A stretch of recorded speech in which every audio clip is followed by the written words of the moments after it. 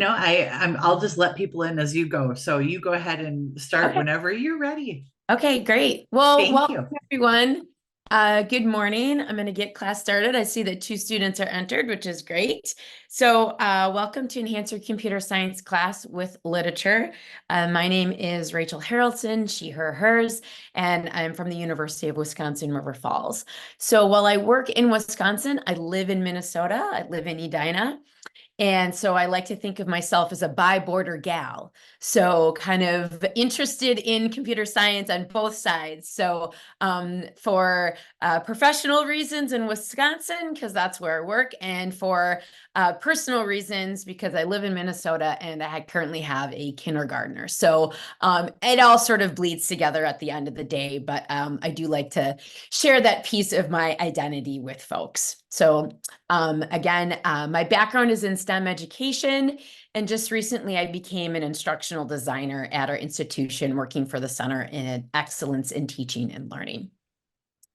So I always kind of like to start sort of like in a more philosophical space. So thinking about, why are we here? Why are we at this session? Why are we attending this conference? Why are we in education, whether our role as an instructor or maybe we work for a nonprofit that focuses on CS and education or a company. What is our why, right? So my background, many moons ago, I was a classroom teacher. My background is actually in chemistry and biology. And so making sure that youth have access to everything STEM related, including computer science, is a big part of my why. And then recently, a big part of my why is this little kindergartner over here, and just making sure that she has access to all things STEM and computer science. So we read a lot of princess stories in our house, but all those princesses are climate scientists and computer scientists, and they're trying to make the world a better place. So Right. we're super, super nerdy over here and proud of it. So this morning, I just kind of want to know who we have here today. If you're just joining us, I'm in please room three. go to Sorry. Pear Deck and enter this code. This will allow you to access the Pear Deck slides.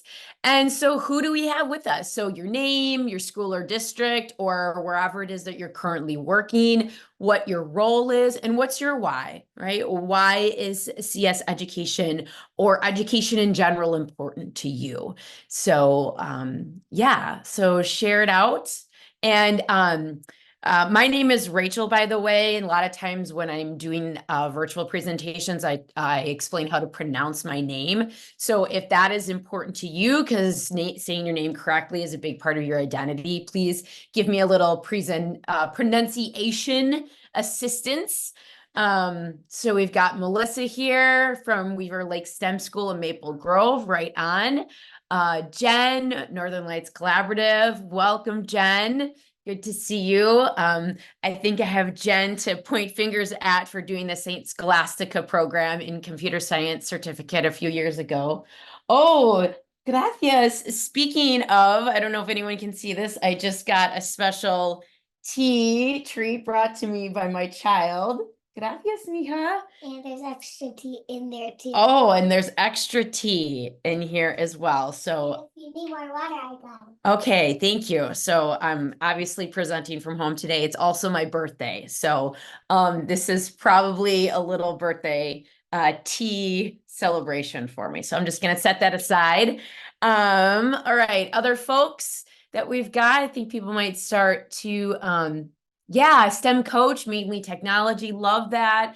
Jen, bringing folks CS to all students. We'll wait another minute here for some responses. Okay. See if others want to share.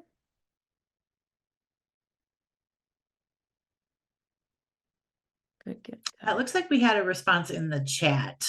Oh, okay, cool. Can you read that out? Rachel, high school CS teacher in Arkansas, says CS is everywhere now and important for students to learn about. Love that. Welcome, Rachel. So excited to have you here. So thanks, everyone. That just allows me to just see who's here, who's attending, kind of your background, what you're interested in. So what are some goals? I'm going to talk a little bit about culturally responsive computing because that's my lens. I'm going to talk about some ways to use books in CS instruction. I'm going to review some specific books that reflect students' intersectional identities, interests, social development, age, and CS practices. We're going to take some time to reflect on how we might use books in our own context, and then have some time to share out ideas. All right, a couple of things. I've been working on thinking about computer science and literature for a couple of years now. I did a lot of this work with my grad student, Dave Ballard. He was also a classroom computer science and physics teacher. He's now working at the University of Minnesota in the electrical engineering department and supporting students over there. And we've written a few articles where we actually analyze all the children's books that are out there, at least through the beginning of 2022 that have been published. And our first book was looking at the CS practices and alignment to those practices and representation. And then our second one was looking at computational,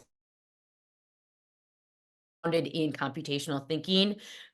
I've also written another article that's looking at graphic novels in science class, and that's a little bit more specific to secondary science. So more at the high school level, but certainly things you could use with middle school, but a little more specific to science.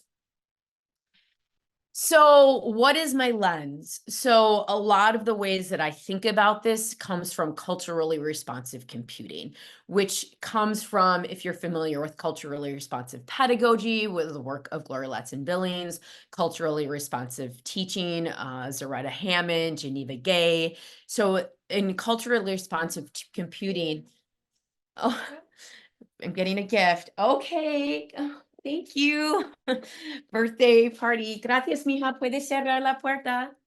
Gracias. Okay, so when you present at home, you get lots of other special guests. So, all right. So taking these ideas and thinking about them in terms of culturally responsive pedagogy specific to computer science or computing, right? And so how are we taking the ideas of asset building, reflecting, connection, and bringing them essentially into what Scott and et al. Talk about is technology education, right? And so as we've sort of talked about, sort of a branch probably of technology education is computer science. So we have this. And so what exactly is culturally responsive computing, right? So this is the idea that as computer science educators, we are doing computer science in a way that is representing a diversity of computer scientists. We're creating narratives and images that reflect all of the students in our classroom.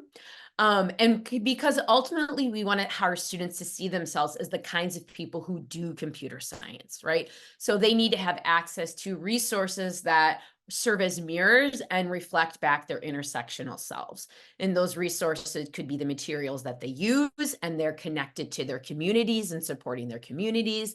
Those resources could be books and literature. Those resources could be video game characters that look like them. So Girls Who Code has been really talking about this woman whose name is eluding me right now, who has worked to create BIPOC video game characters who reflect all sorts of identities and body shapes.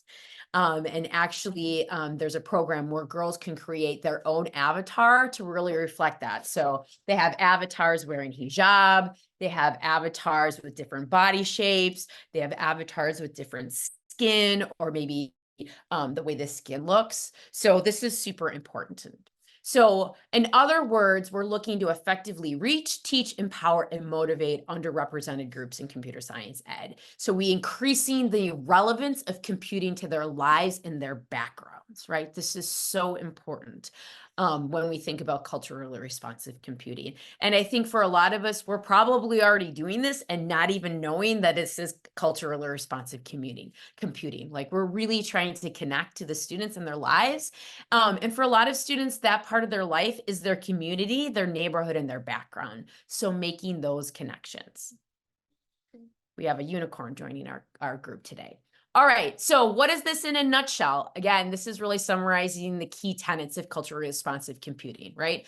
Increasing the relevance to the lives of our students, recognizing that all students are capable of digital innovation, right? This is the holding the high expectations, believing in our students, and then honoring their intersecting sociocultural identities, right? So our students come as whole, complex human beings that are growing and living every day. And how are we sort of creating spaces for those complex identities to grow and flourish in our classrooms?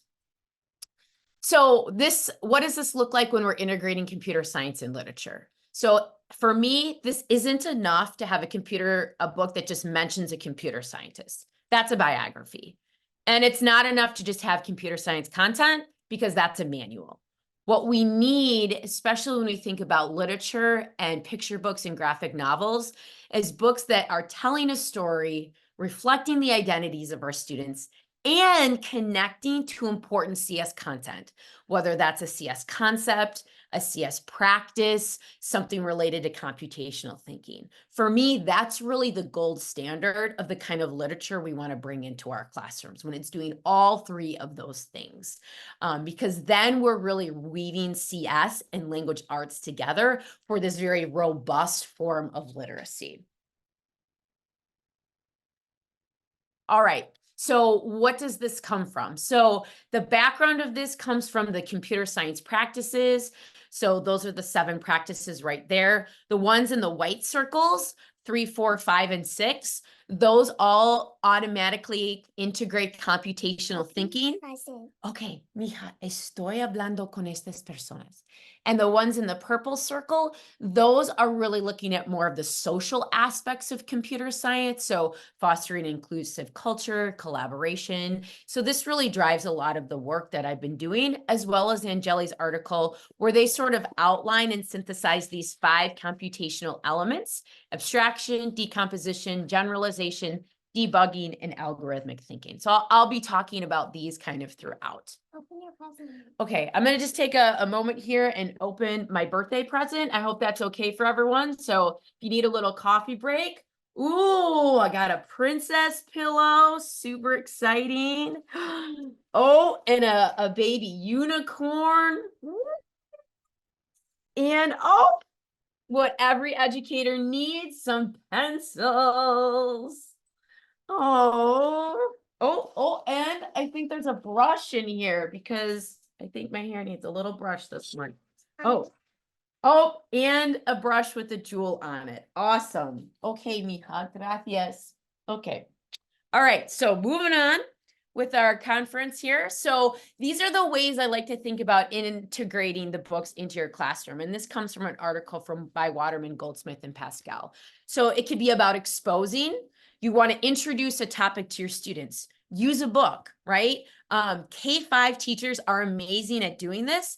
And I would argue we should use it with older grades too. When I taught 9th grade biology, my students loved being read to, right? They love being read to. And for a lot of students, that takes off the cognitive load.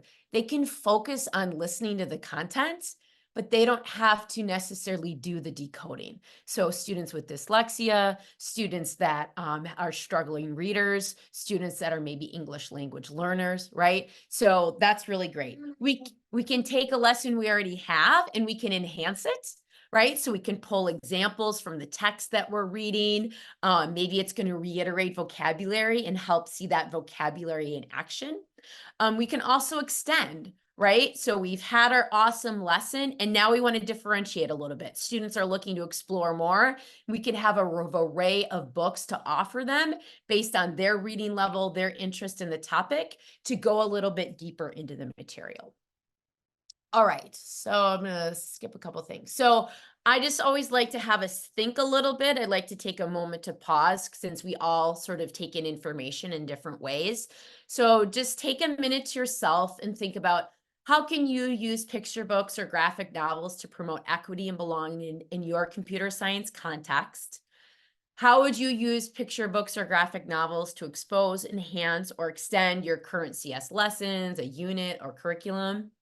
And how could you incorporate any of the following books? I'm going to talk about some examples momentarily into your CS curriculum. So we're just going to take a minute. You can jot down notes. You can just close your eyes and do just a thought a thought moment, but this is just a moment because, again, like I say, I like to create space because we all process in really different ways. So we're just going to take a minute for everyone to do this and think about these questions.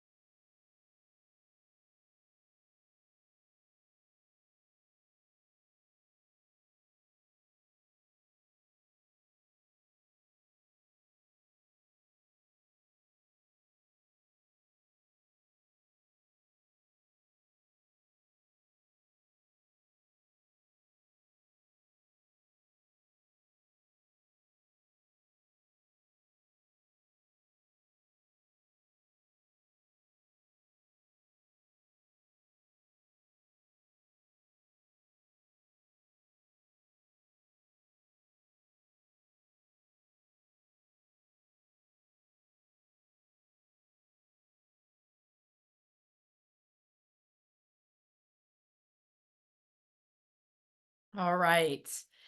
So hopefully you had a little quiet moment to just reflect and be with your thoughts. I know we have busy weeks in the world of education, so having that moment to ourselves sometimes can be really nice. All right. So moving on. I'm going to talk about a couple different books. I love this book. Full endorsement. My child loves this book. And I'm going to talk about a couple from sort of more the elementary level. I'm going to talk about some for the middle level. And I'm also going to touch on high school, mostly because I'm never really sure who the backgrounds of the people that are coming. So I like to have a little bit for everybody. So Rox's Secret Code. Rox is a tinkerer and a coder, and her room is a mess. And so she decides to code Chorebot, but Chorebot starts to go out of control and starts cleaning up the town and smashing cars. So her friend Amar encourages her to debug the problem with Chorebot. And so she gets a mischief bot to come in and help. This one is incorporating the CS practices 3, 5, and 6. So 3 is recognizing and defining computational problems. 5 is creating computational artifacts, and 6 is testing and refining. This is a really fun book. It's really colorful. It was written by a whole team of people. So someone's writing, someone's drawing, someone's fact checking the computer science material. And so I also like it. Rox and Amar really push on gender stereotypes. Amar wears Rox's tutu, and it's sending a lot of messages about persistence, debugging, and problem solving.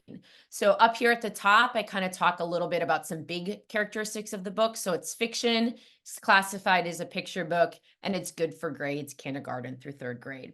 Rox's Secret Code also touches on all 5 aspects of computational thinking. So it touches on abstraction, generalization, decomposition, algorithmic thinking, and debugging. So this is just a fabulous book. Next up, we have How to Code a Sandcastle. So we have our main character, Pearl, and her robot, Pascal, and they are trying to create the ultimate sandcastle.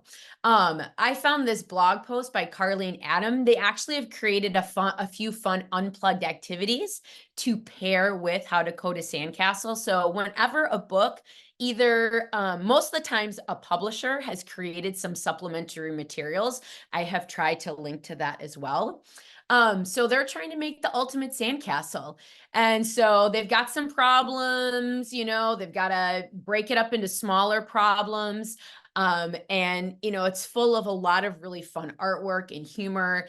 And again, it's hitting on computational thinking elements of abstraction and algorithmic thinking. And the CS practices 3, 4, 5, and 6. So I really love this book. It's really colorful. The other thing is there's another book called How to Code a Roller Coaster. I don't talk about it here, but it's written by Funk and Palacio, the same authors and illustrators for this book. But it really kind of gets down into some of the nitty gritty things in a fun way. And so the link that I sent to the unplugged activities, they actually have students writing instructions and playing with sand and building sandcastles. All right, next, Ara, the star engineer. Also strong endorsement from my 6-year-old. So Ara's trying to determine how many stars are in the sky, right? And she keeps asking so many scientists what she should do, and she keeps getting bracelets.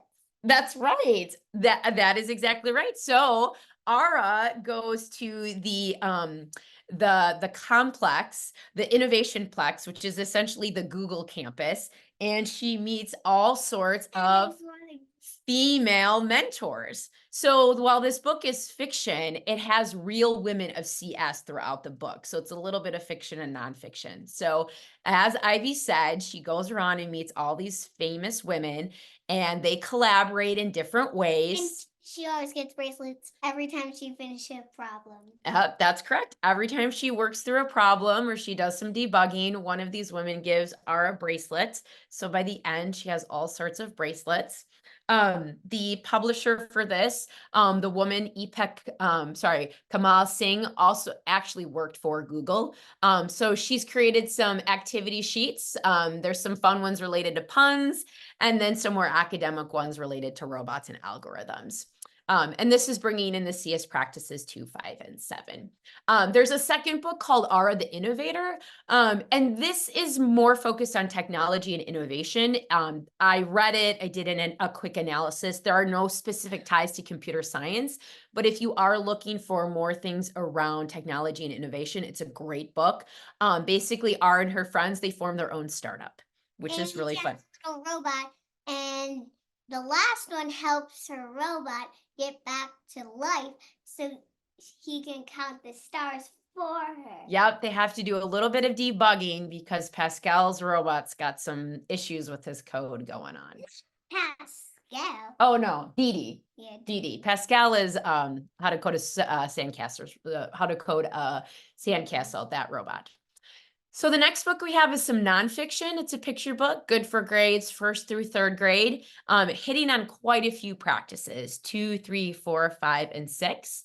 And yeah, we don't have this one right now anymore. But what I love about this book is that it's talking about real women. So we have Betty Schneider, Jean Jennings, and Kay McNulty. And these women worked on the ENIAC computer during the World War II efforts. They have a great educator guide full of unplugged activities. I'm not going to play it right now just for the interest of time and having opportunities for questions, but there's a really fun book trailer. If you're not familiar with book trailers, it's essentially like a movie trailer, but for a book. And theirs is really fun. It's got kind of like a real 60s, 70s vibe to it. It's fun. But it talks about what these women did. And so first it kind of chronicles them individually as they're growing up. And then the book merges as they meet and they collaborate and work together on a joint problem, which I think is really important for students to see that collaboration is happening all the time in computer science. It's not just that lone kid on a computer in the basement, right? Like trying to really break that stereotype. All right, next up we have Margaret and the Moon, also nonfiction picture book, good for kindergarten through 3rd grade, which is great story about Margaret Hamilton. And she was a computer programmer for NASA, and she helped develop all the software for the Apollo 11 lander module. She's actually the person who coined the term software engineer. And it was her software that helped save the mission when there was an issue going on. She had designed the code in such a way to override if there were issues to attend to the most important thing at that moment. And so this is just a really fun book talking about all the things that Margaret did as she was growing up, and talks about some of the barriers that women were dealing with. and how she really distinguished herself despite these obstacles. Again, this publisher has come out with an educator's guide and a few classroom activities. Here we're looking at the CS practices of 3, 5, and 6. So really digging into some of those aspects of computational thinking. All right, next we're kind of more moving into middle grades. So Secret Coders is a graphic novel. It's fiction. It's good for grades 3 to 7. And it follows Hopper, who's named after Grace Hopper. And she starts a new school, but the school she's starting at is really strange. There's these birds with like different numbers of eyes, and they blink in really strange patterns.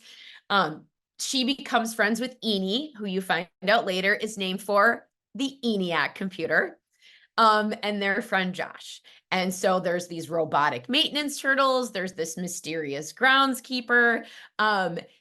This is the first book in the series. There are 6. The first book touches on practices 2, 4, and 5, but across the entire series, it hits on not only all of the CS practices, it hits on all 5 aspects of computational thinking. It also integrates logo, not so much in book 1, but books 2, 3, 4, 5, and 6. They're actually using logo. And each chapter ends with sort of a task for students to try to figure out before, it's like the cliffhanger before they go on. And what you can do is you can actually, the publisher website has binary. Those are really silly birds. They are really silly birds. Has binary and logo activities. So it has ways for you to download logo for free, and you could actually have your students do the activities from the books directly through logo. And there's some binary activities in here. It's really fun. I mean, this series I cannot tout enough. It's really great for curious students. It's great for all levels because it's a graphic novel. It's good for students who might be struggling readers, who are English language learners, because you have that graphics to pair with all of the text. This is just a phenomenal series. Jean Luen Yang, who is the one of the authors and illustrators, he is a former high school computer science teacher. So he taught computer science and AP computer science out in California. And so if you ever read his book, Basketball Hoops, he talks a little bit about it. But again, you know that the CS content is solid because someone who's writing this book has a background in CS. And so I've done a little bit of research about some of the authors, and the solid books are typically because one of the authors or illustrators has a background in technology and CS. All right, moving on, the Cool Code. This just came out in the last 2 years. It's a graphic novel. It's fiction. It's good for grades 4 through 7.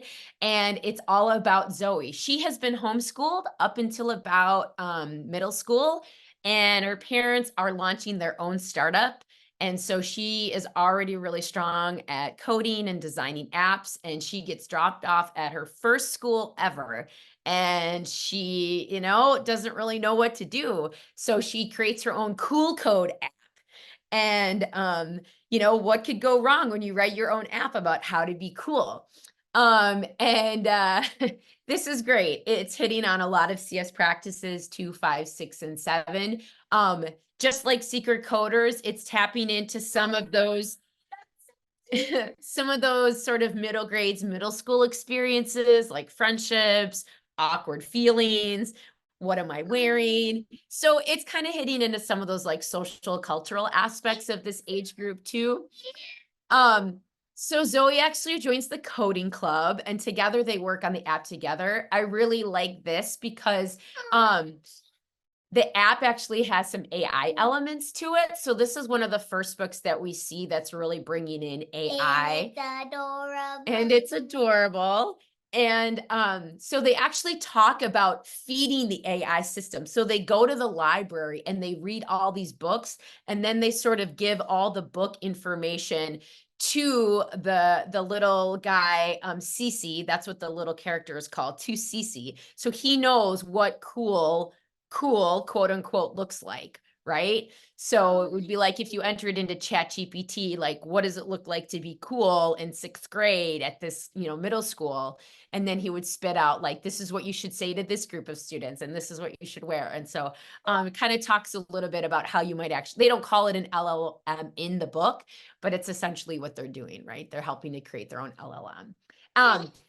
Just a few months ago, the Cool Code 2.0, the switch glitch came out.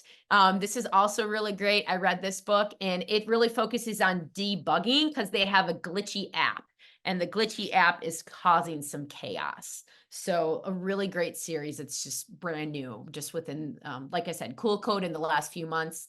The switch glitch and the Cool Code is the last 2 years. So the last book I have is Power On. This is really YA. You could probably read it in 8th grade.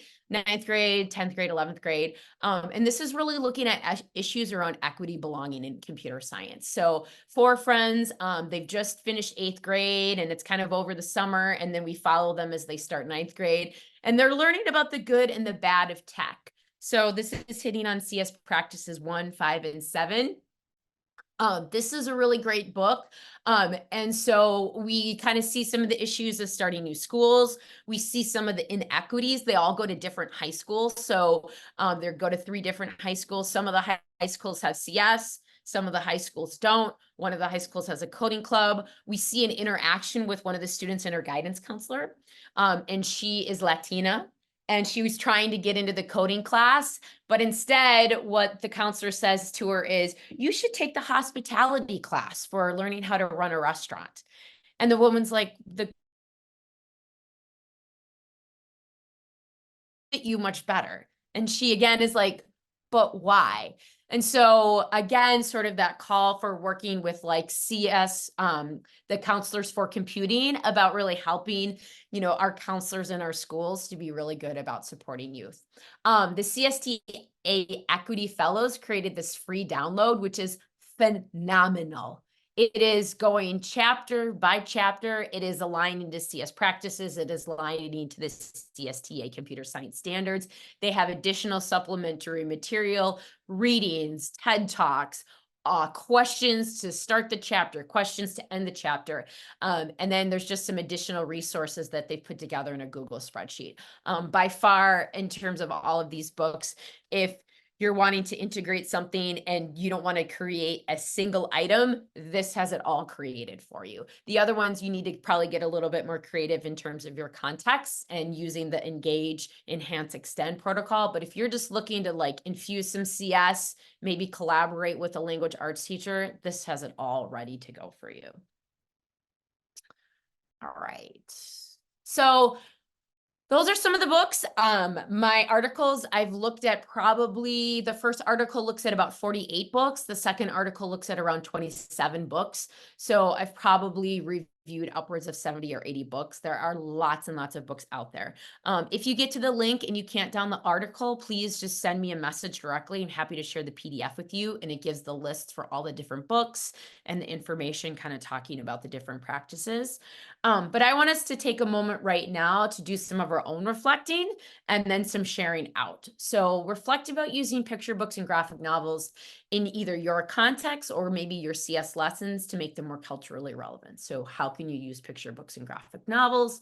How would you use them to either expose, enhance, or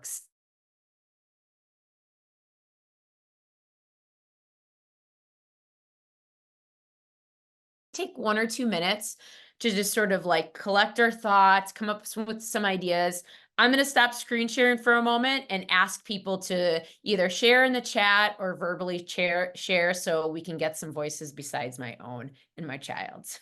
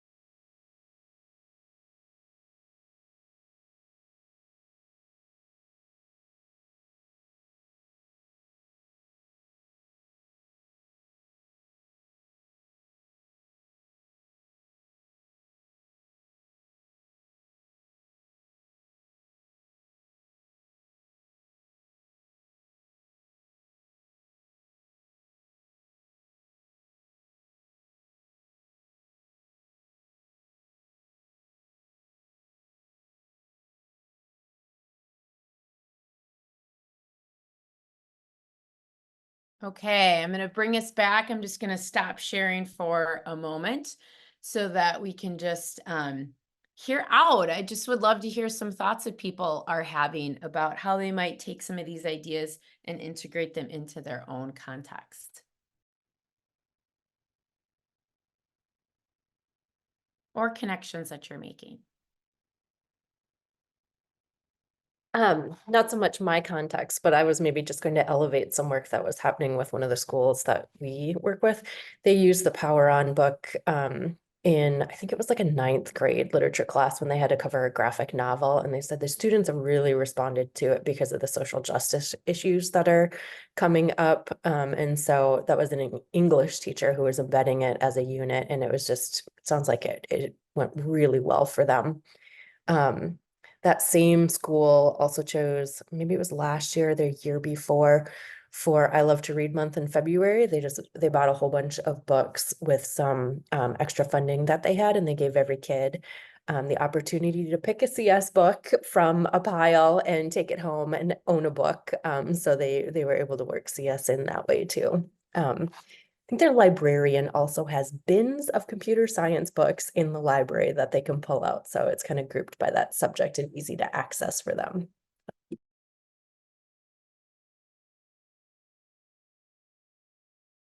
I love that. Yay for librarians. We've also used the Power On book in our educator cohort at Code Savvy, and it's been a really eye-opening experience for people. So For professional development, yeah, and having adults read it too. Totally agree. All right, I just got dropped, but I'm back. Okay, anyone else wanting to share their thoughts and ideas? Valerie, Melissa, or Rachel? You know, some people were sharing in the chat.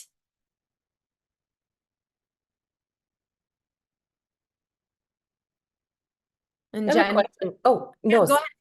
because it's related to the chat.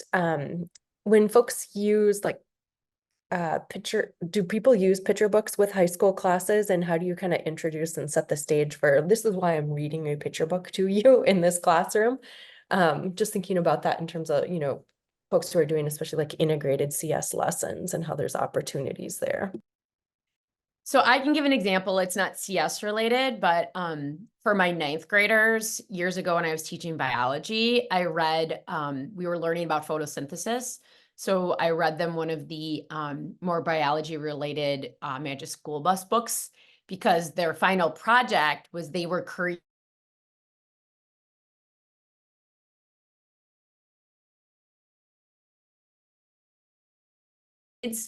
we didn't end up doing it that year, but I've had other years where students, like the high school students, will then like go and do something with like the 4th graders or the 3rd graders.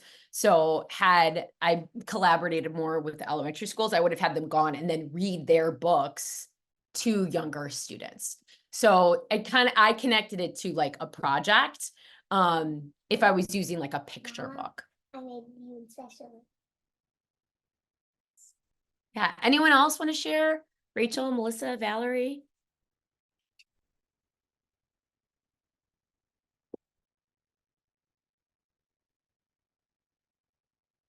Cool. All right, I'm gonna go to these links. I saw the CS session about literacy as well, but they haven't put out like a more detailed explanation or a sign up yet for it. Oh, they just have. Okay, I looked at it the other day. All right, anything else? Okay, I'm gonna just wrap up the presentation here with folks. All righty, so the next thing is shameless help. As I mentioned, I'm a bi-border gal, and so I'm part of both CSTA Minnesota on the leadership board, and then I'm also part of the CSTA Dairyland, which is what the Wisconsin chapter is called, and I'm on the statewide group for that. And I'm on a subcommittee looking to elevate CS in Wisconsin, and so I'm really trying to look for people here in Minnesota who are leading CS in their schools or districts or their programs and the ways they're sort of making strides and successes. So I would love to chat with anybody on Zoom, or if you live in the Twin Cities, we can meet, coffee or tea on me. The next slide has my contact information. So, you know, shoot me an email, but I'm really trying to just learn from some other people to then take that information, back to Wisconsin, because, their efforts are so grassroots and they need to sort of figure out how to expand beyond that. And so, we're just trying to look from different people. So anyway, shameless plug for help. All right, so thank you so much for being here today. This is my contact information, and where I work. Another link to another article that I have about graphic novels in science class. That's the tiny URL to today's workshop if you want that at all. So tinyurl.com, Minnesota Code CS Lit 2024. And then this is, I just need to shout out to some awards that I've received to help fund some of this research, which is always important. And then just a couple more literary resources I want to highlight that are more like series or bigger things. So elementary, if you haven't seen the Little People, Big Dream series, this is really great. They're nonfiction books. They're really just great fun biographies. So they have one about Ada Lovelace. They have one about Alan Turing. The Ready to Read series, these are also nonfiction books. They have a lot of really great ones as well. And I link directly to sort of their STEM related ones. And then STEM Trailblazers, these are also nonfiction books. So they have Alan Turing, they have Ada Lovelace, they have a couple of people from Google. I think they have Mark Zuckerberg. So a lot of people more in technology and CS as well. For middle grades, the Girls Who Code series, these are chapter books. These are really great. They're vibrant and colorful. The Rebel Girls series, these books are great. They have individual and compilation nonfiction books.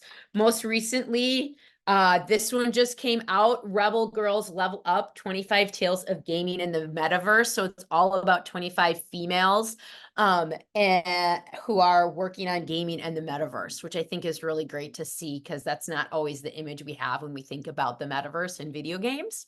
So this is a really great read.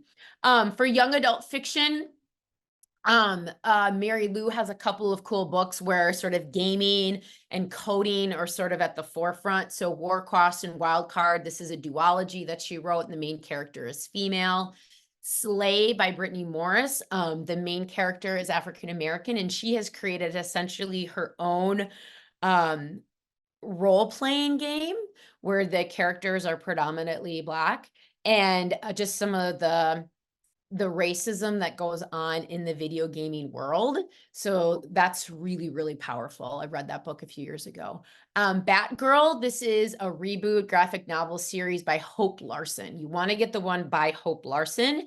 In it, Barbara Gordon, who is Batgirl, she's a whiz with computers, and she actually leads an after-school club. And some of the parts of the book, she's actually kind of a hacker. And then Squirrel Girl reboot by Ryan North and Erica Henderson. Again, you want to get this version. We have Doreen Green, aka Squirrel Girl. She's in college. This is a good one for older students, like 11th and 12th graders. She's studying computer science in college, as is her roommate Nancy. And so they have little things that they bring in, bits and pieces, where maybe they're using computer science to sort of deal with, you know, the villains out there that they're working with. There are a couple of other books that I started looking last night that are starting to bring in generative AI. I haven't read any of these books, so I'm not ready to sort of talk about them yet, but there are some that are starting to get rolled out for younger students in middle grades. And so I'm hoping to make that sort of my next area of research and looking into things. Those are my references, and I'm just gonna take some time. We've got just a few minutes here for any questions that folks have, or thoughts or things you want to share.